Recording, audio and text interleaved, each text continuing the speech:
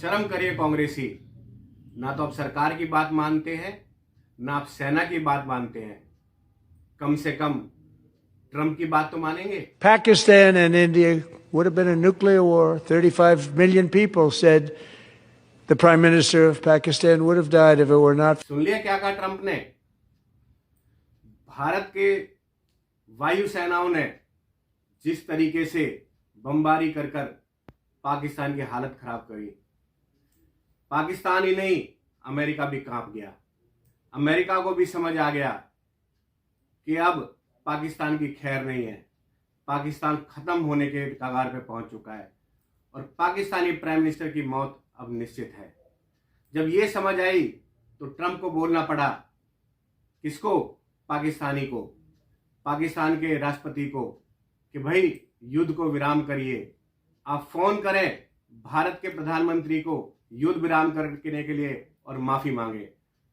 Phone आता है वहां से, फोन आने के बाद में दिल बड़ा रखते हुए मोदी जी ने युद्ध को रोका। तो अब तो हम मान गए कि ऑपरेशन सिंदूर कितना सफल था और कितने हमारे वायुसेना के, हमारे हवाई जहाजों ने वहां पे किस तरीके से बमबारी की। ये बात सिर्फ भारत ही नहीं, पाकिस्तान ही नहीं, अमेरिका भी समझता है। लेकिन समझते कौन नहीं है? ये कांग्रेसी। ये कांग्रेस के जो नेता हैं, ये ना भारत को समझ रहे हैं, ना भारत की सेना की ताकत को समझ रहे हैं।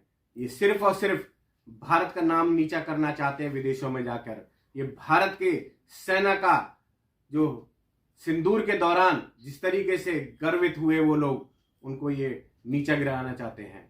ये होने नहीं देगा, कोई भी भारतवासी ये चीज होने नहीं देंगे।